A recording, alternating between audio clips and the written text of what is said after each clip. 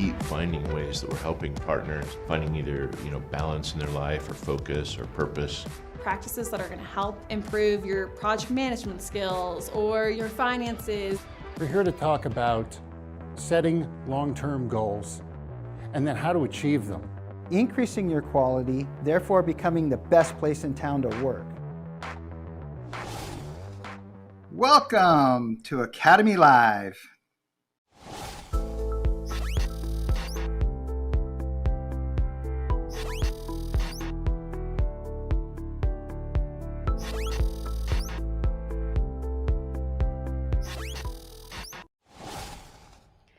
Welcome back to another episode of Academy Live. Adam Hannemann is our guest today. Adam is going to talk to us all about how to integrate new products into your stack with less stress and how to even evaluate your stack that you currently have and figure out, should I really keep this or not? We're going to talk all about it. Adam gave this talk at Beyond last year, so I'm confident our listeners are going to learn a lot today. Before we get into all of that, we'll have Rex's shelf. Let's hear it. What's that stuff behind his head? Frame photos and books he's read. Each one's got a story to tell, so let's educate ourselves on Rex's shelf.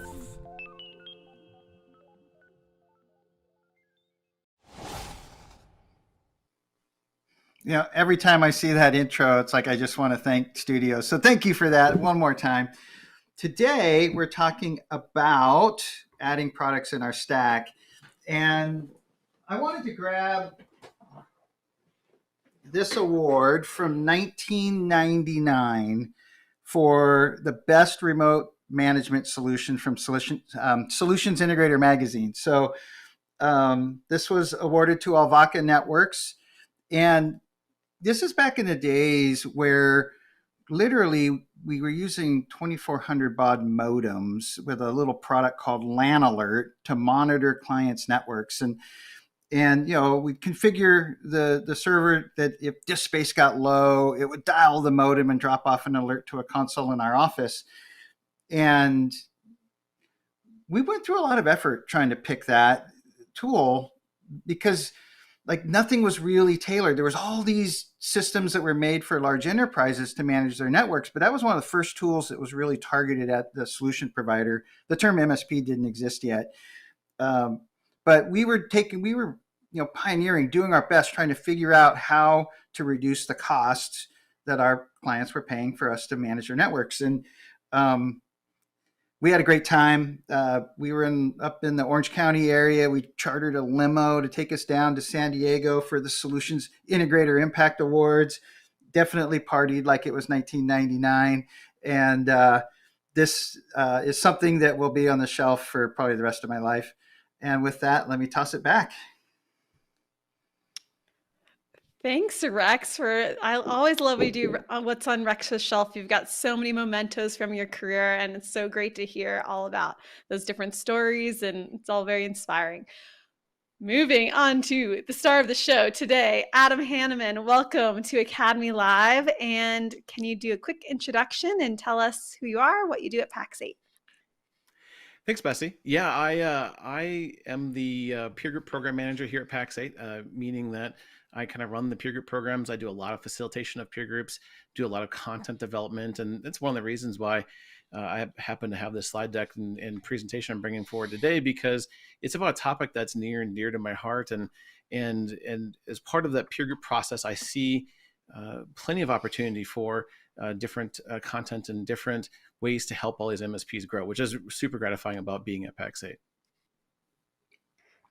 Awesome. Adam, you should talk about trying to get people to visit your LinkedIn profile and can you talk a little bit about your commitment that you made to yourself this year? Yeah, absolutely.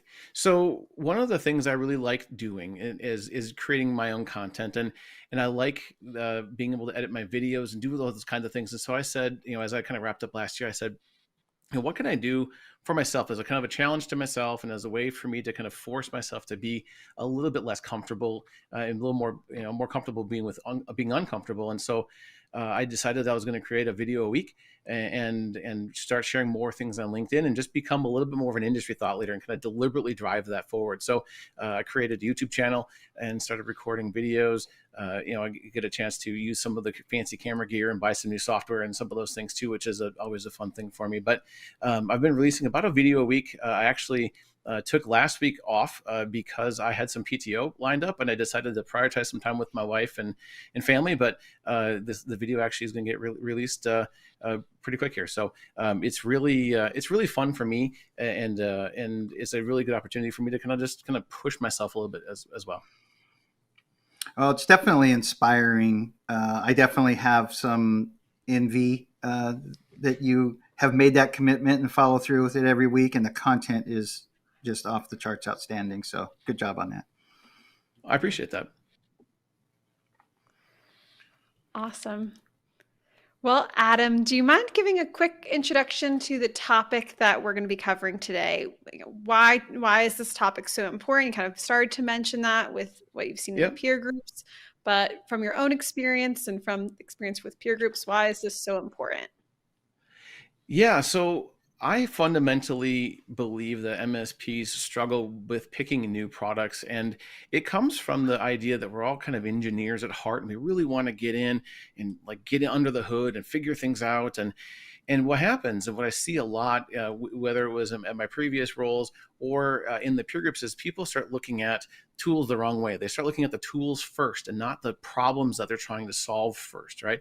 And they start thinking about things sort of backwards, in my opinion, and which is kind of where I kind of helped develop this content last year when we were at PAX 8 Beyond, the inaugural Beyond. We actually developed this presentation to really make it so that we could bring this idea to the masses. A lot of really good Q&A after the session was over, and I'm just super happy to bring it here, right before PAX 8 Beyond 2024, because I think this is a tool and concept you can bring right in to this year's version of Beyond. Yeah, I think it's perfect timing so that we know, when you're about to meet so many vendors in the vendor hall and you're getting a card from all of them and you're so excited, how do you not just say, yes, I'll start implementing all of these? So exactly. Yep. Well, Adam, are you ready to show the slide deck? I am ready. Let's get started. So, like I said before, one of the things that I've noticed and from my own experience is when it comes time to select a new product for whatever reason, a lot of times you start with looking at the feature list and it looks cool and the salesperson sounded really cool and they maybe bought you a steak dinner or something like that. You find a situation where you're looking at just the surface level stuff, the stuff that in an iceberg is above the water. Well, my viewpoint on this is that there is all kinds of stuff below the water. And we need to think about things, whether they fit your business requirements, and whether they fit your client's business requirements, especially if you're looking for a tool for your clients, whether or not the tool is secure, or does it reduce risk for you or for your clients, or both ideally, and what is the effort to deploy and train and make sure that the thing is fully deployed efficiently and well. And does that tool make you money, right? Or does it save you money? And ultimately, does it increase efficiency for you or your clients, or both, right? The idea here is that there's all of this stuff underneath the surface level of the water that I think people are kind of missing out on. So when we think about the first side of the world here, it's all about business and security requirements, right? So if I think back to when we were in my former MSP, we were looking to make switch over to a different phone system. And we started doing the kind of the wrong way, right? We started looking at this vendor and that vendor and this vendor, and we're like, oh, well, you're trying to like compare all the different feature lists. And I said, no, time out. Let's think about this and zoom out a little bit. So I said, all right, let's get in the conference room and let's list out the business requirements, the business challenges, the things that we're trying to solve for ourselves. And we went through this process. We listed out all the different pieces. And we ultimately we had this list of requirements of, the nice to have, the must have, the would be cool if it could do. And we looked at the list and I said, hey, I think we're missing something. We're missing, make and receive phone calls. I think that's a pretty important requirement. So the idea here is that you want to really understand the requirements for either your business or for your client's business, and make sure that you understand the challenges and whether or not the tool could potentially solve those challenges first. Then I want you to start thinking about the security ramifications, because if you're picking a new tool now and you're not thinking about security, you're missing the boat. Because obviously with everything that's so security conscious, it's really important to do everything you can to minimize the risk of all things security. So there's a whole list of questions you could ask there. One of the cool things about all things PAX 8 is that when we have a new vendor wants to come on our marketplace, we require them to answer like 150 security questions, right? We really run through the ringer to make sure that they are as secure as they possibly can be. And so that's one of the benefits of using some of the tools on our marketplace. But if you're going to pick up something that's not on our marketplace for whatever reason, there are some questions you should be asking, and that's an important piece. So make sure you're paying attention to the security requirements and those kinds of things. Now, the thing here is that you want to kind of put this list of things together and really understand the business requirements, the security requirements, and make sure that it makes sense. You put that list together and really start talking to partners or start talking to vendors in a way that they answer some of these security and business requirements for you, right? They oftentimes will do some of the groundwork for you. So, I want to bring Chris, Rex, and Bessie back, and specifically kind of poke Chris and Rex a little bit, being that we've all been in MSPs. Have you guys run into a situation where you haven't where you kind of started looking at the tool the wrong way, like you got convinced because of a steak dinner, and all of a sudden you ended up with a tool you didn't use? I may have known somebody who, I may have had a friend who did something like that. Asking for a friend, I get it. I would. But one of my favorite things is flipping, like you said, really focusing on going the right direction. What is it solving? Why do you need it? I think I would say I absolutely did this backwards. Going into the hall, what shiny thing do I need? Where does that fit? So I took the tool and then went to the business and said, oh, that fits here, rather than saying, what do our clients need? And I think that was absolutely huge. I think a turning point, unfortunately, I always think of what are the switches that go on or off to change behavior. And I think, unfortunately, for me, it was kind of at a stage of building leadership where coming back and then having the team kind of slap my hand, like, you bring back one more thing to this company, you're going to drop on my desk, and I'm going to take you out back. So, Chris, I think the tech term there is seagulling. Where the owner goes to a trade show, comes back with a bunch of stuff, and craps all over the service albatross instead of exactly. So, Adam, absolutely, I see that. I can definitely relate to that, and I think it was. I wish it had been a lot sooner before recognizing, that connection of where does it fit in. And I've seen through peer groups, people talk about, to me, the wrong company, the margins for you can make a lot of money off this. Well, do you? And in your spreadsheet, I think you talk about some of those decision points that make you rethink and question those things. Rex, how about you? When you said "do you" on the margins, it made me think. I had a peer group member say, if I was getting all of the gross margin that all my vendors promised me, we'd be at like 3,000% margin.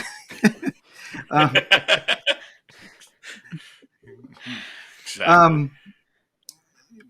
I think there's a whole host of products, right? Like that we made the decision to bring in and tried to use it. And, a lot of times we bring in a tool that's too big for the job because it has all the features and we don't really use them, and it ends up being too complex. And next thing I know, we're doing way too many steps to do a simple task, and other less complex tools might be the better tool for the job. I've seen that one many, many times. Mm-hmm. All right. Uh, for me, the thing that we would do is we would do exactly what Chris was talking about. Someone would go to a conference and we come back with 5 demos. We're like, what are we doing? Like, how are we possibly going to evaluate all these different things and make the right decision? So, yeah, that's one of the reasons why I really wanted to kind of be involved in this type of presentation, because I think it's really important. Adam, so do you recommend when you're going into the vendor hall, you already have a top 5 you want to talk to? Do you want to talk to everyone? What's the strategy there before you even say yes to all those demos? Yeah, great. This is a great question. I think it would be smart for you to have an idea about what you're trying to get out of when you go to a vendor hall in particular, right? I need to talk to vendors that do A, B, or C, or I really want to get more information about this vendor, or I've been looking at this thing online and I really want to get some more contextual conversations. I think some of those things are really beneficial. Going booth to booth to booth, I think is great too. And it gets you an opportunity to meet some new people, which is always important. And you maybe can open up some eyes on things that you didn't think about going into it. But I think having a little bit of a game plan is important, especially if you're in the market for a new tool for any particular reason, right? And really make sure that you have meaningful conversations, because the people at those booths would love to have great conversations. I think a lot of times if you as a person who's been in some of those booths and been on the consumer side and on the booth side, having a meaningful conversation is really quite rewarding in those opportunities. So, versus, hey, can I talk to you for just long enough to get your tchotchke or your T-shirt that you're giving away? Have a meaningful conversation and really dive in, and I think people appreciate that. Yeah, I know. I like going to the back row. I kind of call it innovation row, right? That's where all the emerging vendors that don't have any money to get a bigger booth spot go. But that's where some of the things, I go talk to those vendors, and I leave there often thinking the best thing I saw at the show was that person I talked to in that booth at the back of the room. Maybe their product's not really ready to be adopted yet, but it definitely gets me thinking differently by talking to those guys back there. Yeah. For sure. The other piece too, as it relates to kind of going to any of these conferences, is make sure you come back with a reasonable amount of things to implement, whether it's a new tool or a new concept or whatever else. Don't come back trying to do 17 things at once. It's really hard to do that. And your team has a day job, and trying to overload them with things really makes it difficult. And one of the things that I like to talk about is, especially when it comes to kind of back to this kind of tool conversation, is all about kind of deployment effort. And I really want people to think about, again, we're thinking about all the stuff underneath the water and the iceberg. And so, if we look back at the slide, you see, on the deployment effort, deployment effort slide, one of the first questions is how do you deploy this thing? Can you deploy it automated? Do you have to go on site? Do you have to touch every computer? Like, what's the effort involved? What's the lift for your team to do any particular pieces of the install? And then the second piece is who's going to be involved, right? Is it going to require your top level technician to do a very complicated, difficult install, or can you build a script and let a level 1 or someone more junior kind of run the installation of the tool, right? The idea is you want to make sure that you're thinking about the overall effort that's going to be required to really kind of get this whole thing implemented. And then the third piece here is how long will it really take to fully deploy this, right? So, if you think with the goal being, we're trying to fully understand the lift, right? Is it a little lift or is it a huge lift, right? And if it's a little lift and it isn't going to take you very long to deploy and it's pretty easy, it's going to be pretty easy to get that thing deployed. But if it's going to take months and it's going to require your top level technicians and it's going to be a very manual process, that person also, again, has a day job. They have things they need to do, things they need to work on, and if you try to give them too many things to do at once, your existing clients that may need their support are going to have problems, and they're going to see that your team is stretched thin. So it's important to consider the overall deployment kind of before you even really get into it. And then you want to think about the downstream impact, right? The thing is deployed. How does it impact your service team?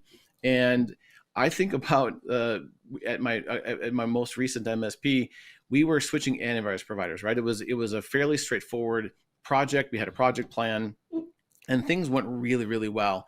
And we said, okay, well, before we really roll this out across the board, let's do a sample size. Let's get a small subset of clients, and let's do the installation over there. And we did the installation. It went really, really well. It was rather easy, and because of that, we said, all right, you know what, this is so easy, this is working so well, let's just go gangbusters and get the thing deployed across all of our clients. And so we did that, and it was about as smooth of an install as it possibly could have been. You know, the old software removed without too much trouble. We had to do some reboots, but it was actually less than we expected. The new software installed really well, and we were like, all right, this is awesome. We are super excited about this.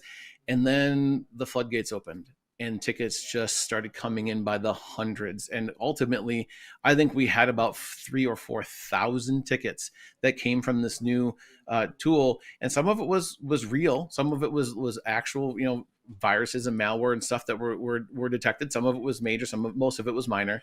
And there was a lot of false positives, and there was a lot of just kind of alerting of things. And so after my help desk put their pitchforks away, we got down to work and we solved the issue.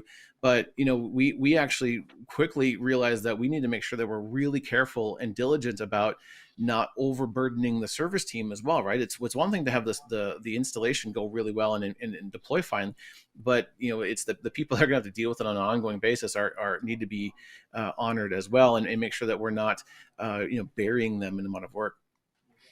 And the last thing on this particular section is it's all about ROI, right? So again, we're thinking about the deployment effort and when you're going to start getting things back. And the piece here is that, you know, do you get ROI on the very first install? Is it, you know, do you have to be 50% all the way done, or do you have to be all the way complete before you get that return on your investment? Because if it's a difficult install and it requires your most expensive technician and it's going to take a long time to do it and you need to be 100% deployed before you get an ROI, that is going to affect, or it should affect, your decision to move forward or not move forward with that tool. So you want to really understand what you're getting yourself into, because it's really easy to get in over your head with some of this stuff. And then I want to, you know, kind of back Adam, to the, yep. Before you jump in there, I just wanted to make kind of a shameless plug. So I think everybody hopefully watches the game also, and you're familiar with Dom Kirby. But Dom runs the PAX8 Professional Services Organization. And from an enablement perspective, this deployment piece, we've been helping our partners for many years, as we can count on a hand. We've been helping our partners do email migrations, mailbox rollouts, Azure migrations. We have Jazz's team doing Dynamics implementations and management. But one of the things we're adding new this quarter is with several security products, actual tool deployments and change of channels deployments to help the partners with that problem of not having enough resources to roll out a deployment. So if you're curious about that, check out PAX8 ProServe. Awesome. Yeah. And that was one thing that I used to run into all the time, where we would have a bunch of projects in the pipeline, and we're like, how do we get this stuff done? And I'm like, I can't magic up a couple extra project techs, right? And so being able to leverage an outsourced project engineering staff, who are very talented, by the way, it makes that a lot easier, especially if you've considered some of this deployment effort and you've put a little bit of the homework in ahead of time. I think you put yourself in a pretty good spot. Yep. Very much so. All right. So Rex, you had mentioned earlier about margin. Chris actually and Rex had mentioned a little bit about margin and making sure you're making the margin. While they were a little bit seeing the future a little bit, is because I think it's important that you consider the margin on things, right? If you guys remember the couple times I've been here in the past, I've talked a lot about finance and making sure that you're baking in margin across all the different pieces, and that's an important thing here too, right? So you need to make sure that when you're considering a new tool that you understand if you can charge more, and maybe you can't charge more on day one, but maybe you bake it into the next year's price increase, right? Maybe you eat that little bit of margin for just a little bit of time and then build it in. Or, can you build it in right away? And a really good rule of thumb is if the new tool or the new product or whatever can either generate you $3 for every dollar you spend, or save you $3 for every dollar you spend, or a combination of the two, it's probably worth investigating, right? If it's 1 for 1 or even 2 for 1, that doesn't necessarily put you in the best spot from making sure you're capturing the margin, and especially when on paper the margin looks a whole lot better than in practice, right? Because again, you need to make sure you get the thing fully deployed, and the ROI needs to be there, all those other pieces. And so if you don't consider baking margin in right away or ahead of time, you could easily end up kind of being behind and spending extra money on a tool that is maybe valuable, but maybe not as valuable as it could have been. The second piece here is, again, we're back to that reducing risk, right, for you and or your clients, right? If a tool can reduce risk for you and your clients, it's probably worth considering. If it increases risk, I might walk away really, really fast. So the idea here is that it's at least neutral or reducing risk for clients, and it really is. That's just kind of the table stakes at this point. And then the last piece here is, does this tool increase your efficiency or does it increase your client efficiency, right? If you're going to deploy a new tool that helps a client do their work better, faster, and make it more convenient for them, that might be worth it just on its own. So the idea here is you want to think about, again, all of this stuff before doing a tool deployment and getting it like halfway in and realizing, I can't charge more for it, or those kinds of things. I wonder if Chris or Rex, if you've seen this too, is where you get halfway into deploying a tool and then you realize that, oh crap, I got busy and I'm now 80% done, and I'm not fully deployed on this stuff, and I haven't turned things off yet. And so not only am I not getting the full value of the new tool, I'm also paying for the old tool, and now I'm double dipping on the bad way, right? Have you guys ever seen that, or have any of your friends seen that? It's like cool. Adam's like the ghost of MSP past coming back to haunt me. It's like I'm reliving this trauma for this. No, that's opening old wounds. No, that's exactly right. I can't tell you how many times there's a lot of expressions you don't want to hear, but one of those is, why are we still paying for this? And you kind of go back and realize, crap, that wasn't all. The project plan was so focused on the new solution that you didn't really fully bake in the offboarding. Okay, we got to make sure this is removed. Oh, we have to cancel this. It doesn't just magically stop because I stopped using it. Little things like that seem, when you look back, seem ridiculous. Absolutely are really important to put in here. And then, for sure. The other thing too, like, I love the margin piece, because I think something that a lot of people forget is, what's the real cost, right? We use the expression a lot, fully burdened. And I think people don't bake into their considerations. We look at the hard cost of the tool, but we don't always look at, what does it cost to manage this, to maintain it? What does it cost to get up to a level of mastery where we're efficient, right? There's that learning curve and everything. And I think about Rex, and I think about the bicycle thing, the learning curve on new solutions. But I'm curious to hear your response to the same question, because I know you've got lessons learned here. Well, yeah. The thing I want to zero in on is something that Adam said around maintaining your margin percentage. So, if we're just selling an hour of labor, if I have $100 of service revenue, I'd like to have $33 of labor costs, give me a 33% labor cost of goods sold and a 67% margin on services, right? That's sort of like where I'm headed. But if I buy a tool and I just, that tool becomes part of my cost, if I don't have if I don't have $3 of extra revenue, then my margin percentage is going to go down.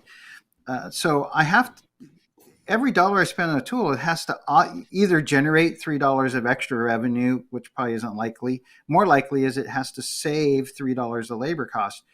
And a lot of times we put that in, we put a tool in and we aren't thinking about that. And then we wonder why our margin percentage is headed south. I see that over and over and over. And one other thing is you mentioned not fully deploying it. And a lot of times I see IT providers or MSPs buy a tool just to implement in their top 3 to 5 clients, because there's a need or a demand there. But then they're discounting that now they've got a different solution stack in these clients versus this other client. And then that's going to just create confusion in how the engineers are supposed to support your environments. And next thing you know, it ends up hurting your margins because you're putting extra labor in at all your other clients just because they're the smaller ones. Yeah, now I feel like you're calling me out. That's I've run into that plenty of times before, where we deploy a new solution for these top 10 clients, and then now my service desk has to support 2 different tools. That didn't increase efficiency even a little bit, right? So yeah, definitely been there. And it can be a challenge, right? And that's why thinking about this ahead of time is really important, and getting the stakeholders in, the whoever's going to deploy it ahead of time and whoever's going to support it ongoing they need to be involved in these conversations, at least to understand that their voice has been heard and that their concerns have been validated, because it's really easy to just skip over, because the leader, and this is me putting my leader hat on for a minute, because I've absolutely done this, where it's like, oh, this is going to be easy. The literature looks like it's great.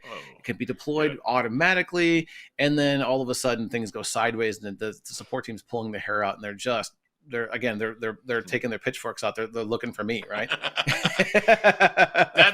That's what happened.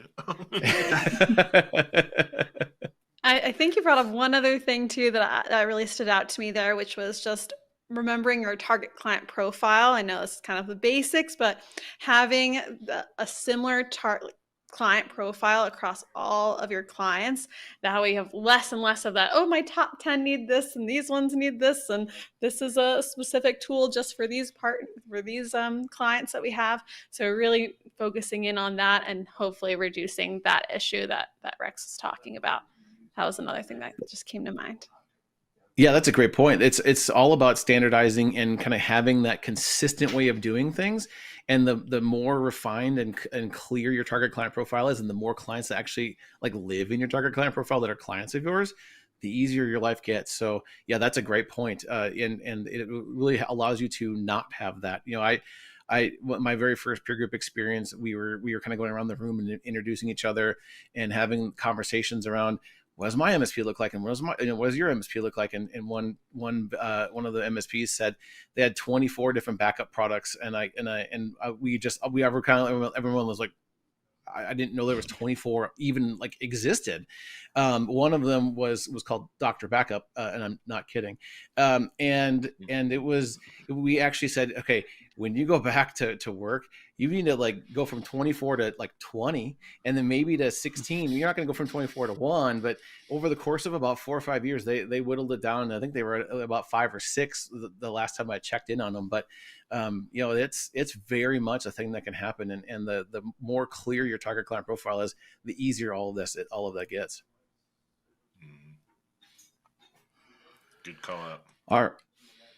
So that's if you part of the maturity discussion, right? Like low maturity partners will buy products at trade shows, and they will say things like, we'll run it with the thing you just bought that the other vendor sold you, but we'll run it with that, and until the right time to switch over to our standard, right? We're a higher maturity. They're going to take more time choosing a product. They're not going to buy a product because of a show special, right?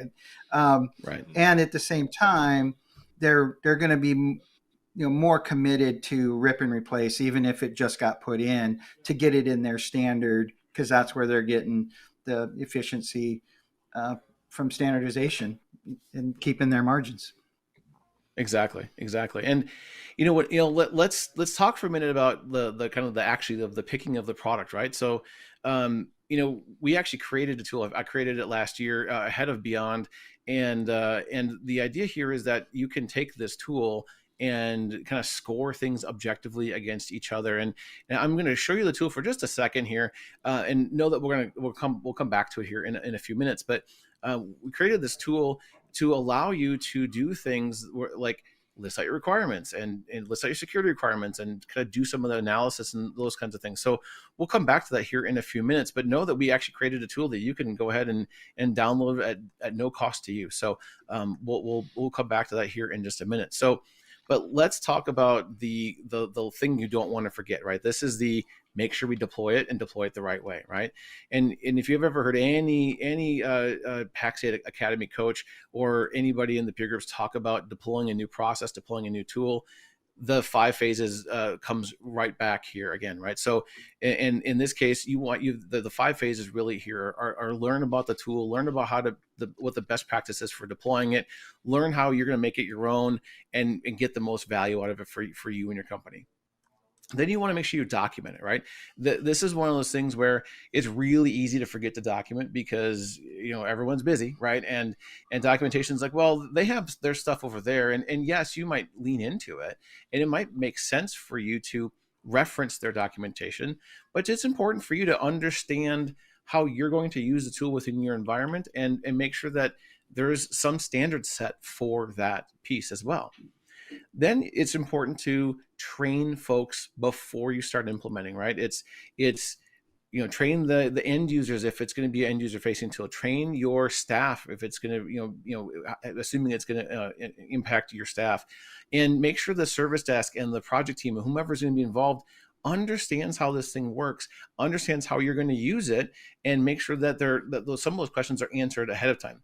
Because knowing that nothing's ever going to go perfectly, you're going to have a situation where you end up with a tool that doesn't go perfectly well, but at least you've sort of tried to figure out some of the issues that might come up ahead of time by thinking about it ahead of time, right? This is very much you don't skip the training side of the world, don't skip the documentation, because once you get through those, then you're in the implementation, right? And I would recommend as much as you possibly can, especially if you're going to broadly deploy a new tool, to make sure that you kind of build that small scale test, right? That beta group, to make sure you've sussed out at least some of the issues that you might see elsewhere, because the last thing you want to do is try to deploy a thing across thousands of endpoints and find that there's a showstopper without where you could have found it in a beta test.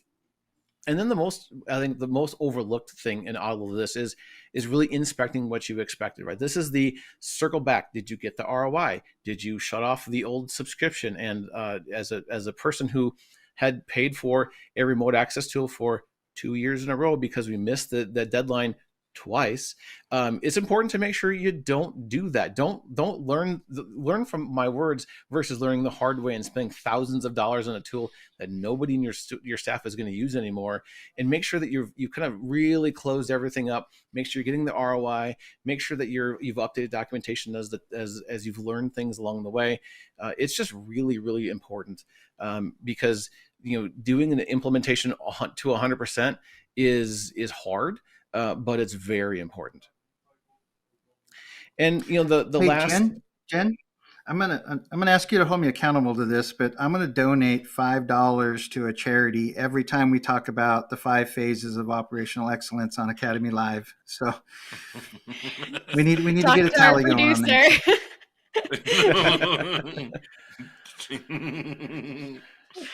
Yep, 5 phases so important. Yep.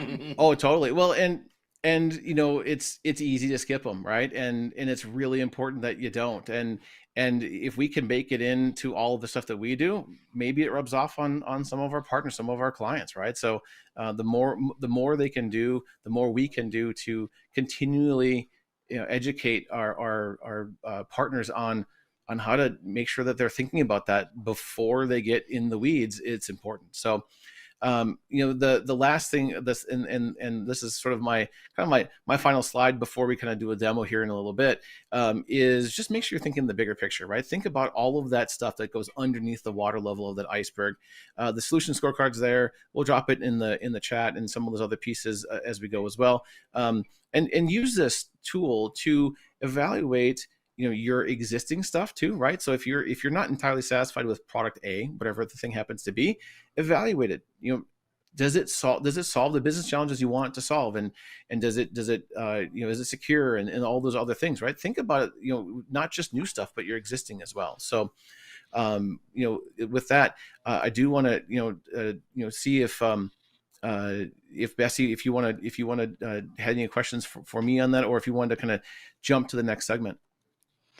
I think that was a really great overview and just a good reminder about the 5 phases, how it applies to so many things. I think like, implementing change, but implementing a new product is a big change and something to think through and include when you're doing those 5 phases.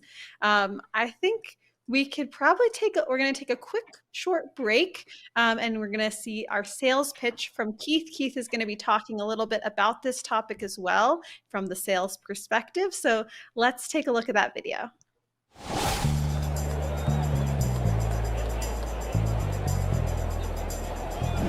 Play ball! Evaluating a product before you buy it. Great topic today, especially for IT service providers. Being one myself, I would get caught up in the shiny object syndrome from time to time. For our client, let's think about this though. They don't know how to evaluate your services. They don't really know how to buy them either. As Yogi Berra once said, a nickel ain't worth a dime anymore. So when it comes to helping the buyer get what they need, you need to find out what they want. Also, when it comes to speaking and articulating how you're the right fit for your prospects, you need to be able to communicate in a way that sets you apart from any of your competition, as well as it's meaningful to the buyer. So let's touch all the bases on how to articulate value. 1, ask questions. Resist the urge to talk about yourself or your products. Ask them, why are they looking to change? Why are they doing this now? What happens if they delay? How does that impact them personally?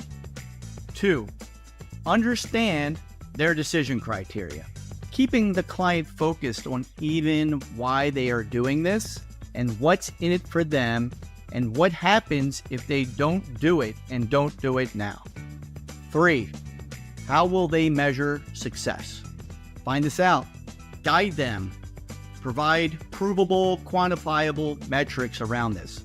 Force the competition to a higher level of accountability that they can't prove. 4, differentiate from your competition. Demonstrate you're a subject matter expert. Reduce their fear and anxiety of making a change. How will you serve them individually to improve their life? How will you serve them and their company better due to this? So keep these things in mind. When evaluating your products or tools, ask yourself, how will this benefit your client? What problems will this solve? Then, if you decided to add it to your stack, measure the results it provides to your client. The goal here is to help the buyers in an organization you're looking to do business with get what they need. Don't get stuck into the commodity trap. Focus on the results and the metrics they will achieve by doing business with you. To gain more knowledge and to get better at this, please go to academy.pax8.com and search for the free course Results Selling Framework. You can also hear me speak on this topic and a few more sales topics at PAX 8 Beyond, taking place June 9th through 11th in Denver, Colorado. Hope to see you there.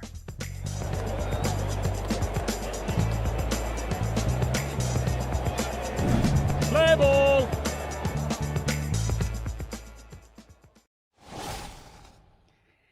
Thank you, Keith, for such a great sales pitch. I know it's always exciting when we reference Results Selling Framework, or RSF as we call it in Academy. Definitely take advantage of these amazing tools and techniques that Keith is talking about with the sales pitch. I also want to give a big thank you to Caitlin McCoy for doing such a great job editing these sales pitches. She does such a great job, and just want to give her a huge shout out and thank you for all of her hard work. Adam is going to spend the next few moments on this show talking about this free tool that is available through the Academy on-demand course called Stacking the Deck, Evaluating Your Vendor Stack.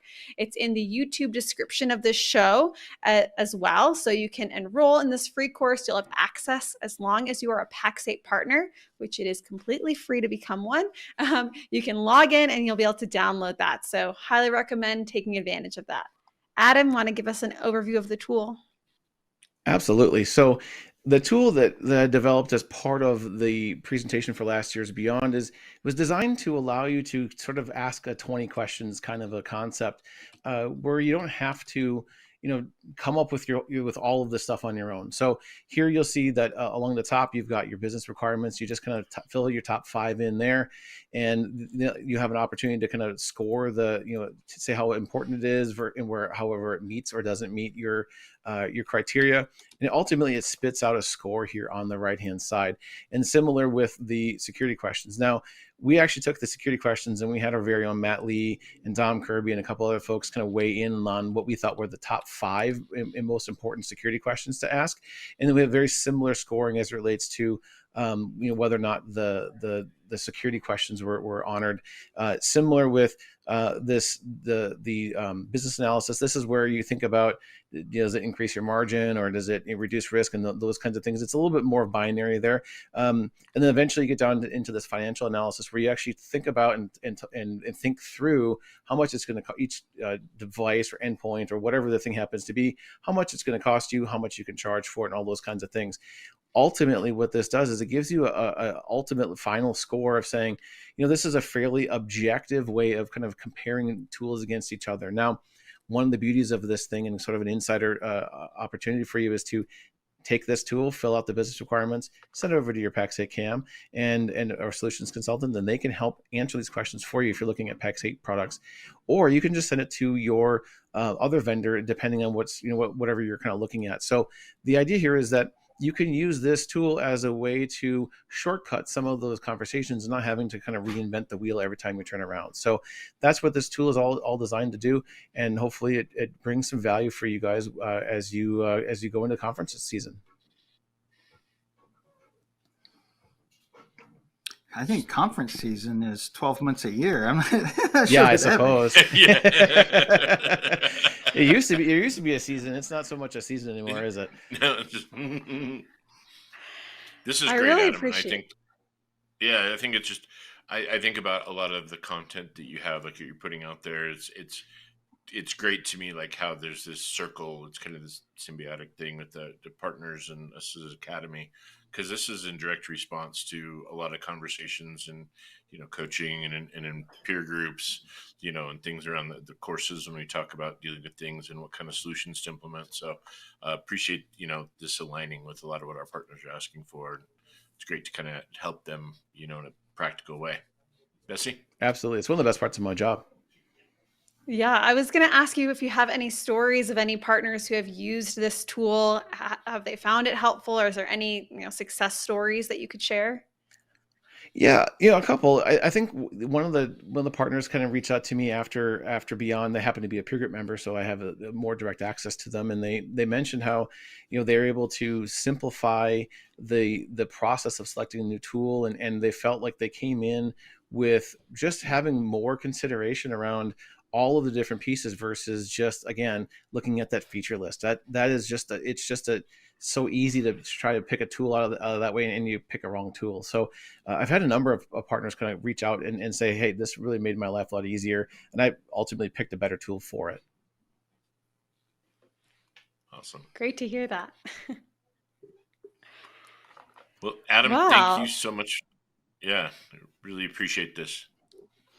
Absolutely. I Thanks for know having me. we've been talking a lot about Beyond. We are so excited because it is next week. It's so exciting. So can you please share a little bit about what you're going to be at Beyond and what you're going to be talking about and what you're looking forward to?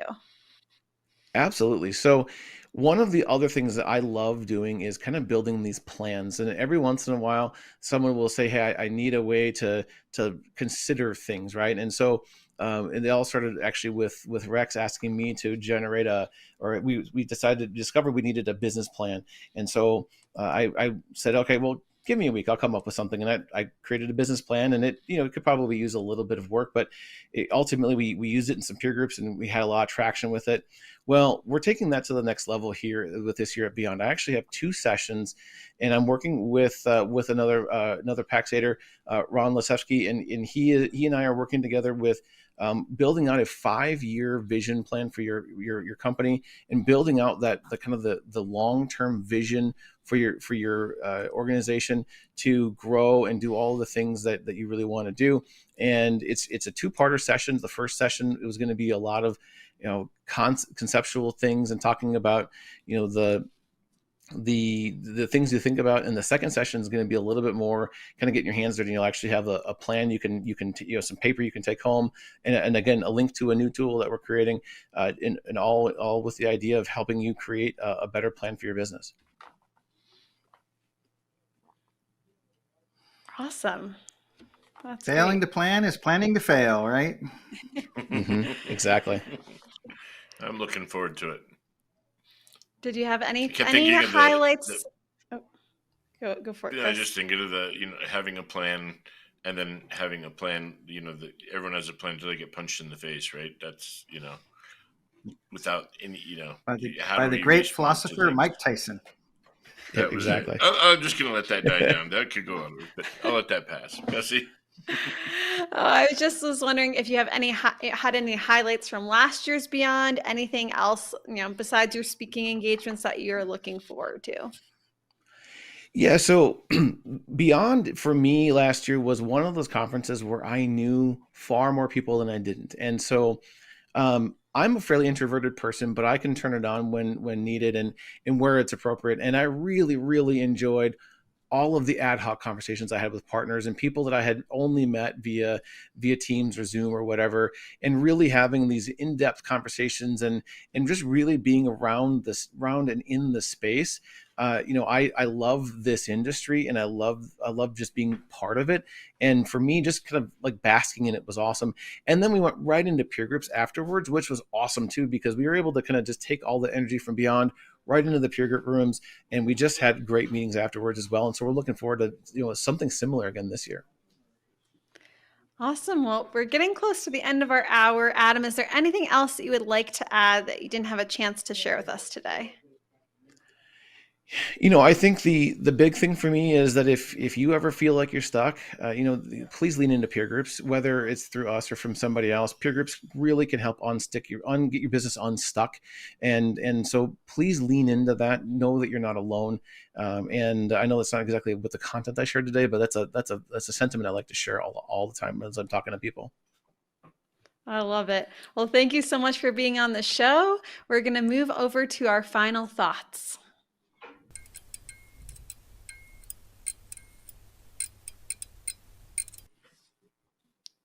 So I'm excited that peer groups are meeting this June, right after Beyond, in the same hotel. So if you're interested in the peer groups, check it out. I'm sure we can even let you come talk to us the next days. For my final thoughts, I think I want to just reiterate how many times I've been on the phone during my coaching calls with partners, and they'll say, "Hey, what do you think about whatever product?" And I'll share my thoughts, and then I say why, and they say, "Well, we bought it a year ago, but we're really thinking about not renewing it because we're not really using it." And I show them the process for onboarding a new product into your solution stack, and I say, "Did you do any of this?" And they say, "No, I didn't do any of that." And then I say, "Well, then you probably shouldn't renew it. Or if you do believe there's value there, here's the process you should go through." And almost every time they realize, "Oh, we just need to actually go through the onboarding process." And then they end up getting the value from the tool. Chris, any thoughts? That makes a ton of sense. I think that for me, I always think about what in our own world is reactive. And it seems like, looking through business growth as, our business kind of grew up and, became more effective. One of those things was reactive decisions versus proactive decisions. And I think when we look at these things, the more we always talk about planning, being strategic, but I think this can be overlooked oh, this is just a tool. This is something simple. No, if you take that same effort, to kind of have that mindset, this can really make a big impact positively and being more effective with implementing tools and really solidifying your solution stack. Bessie? I think my final thought is just going into Beyond or going into any conference, if you're not attending Beyond, having a plan and sticking to it. Being thoughtful about which vendors you're going to take on for your company, that your business needs, what's going to remain your margin, all the different things we talked about today. It's not just take a look at the shiny object and grab it. So that's my final thought for today. I want to just say thank you everyone so much for watching. We will be off next week because all three of us will be attending PAX 8 Beyond. So if you'll be there, please come and say hi to us. We want to, get a picture. We want to, talk to you. Maybe you want to be on the show. So please come and talk to us. If you will not be there, or if you've got a colleague who can't make it, anything like that, make sure that you or they tune in to Beyond Live on June 10th and 11th at 3 p.m. Mountain. PAX 8 Studios will be producing a live show both days. So you'll hear from all of us. You'll hear from the industry's top leaders in the channel. You do not want to miss it. Beyond Live on our PAX 8 YouTube channel. So remember, not next week, but every week moving forward, we're live on Tuesdays at 2 p.m. Mountain Time and on demand always. So please don't forget to subscribe and like our YouTube channel. Rex, you want to close this out? So, as I end the show every week, please go home, think about what you're going to do differently when you come in the office tomorrow. Bye, everyone. Bye.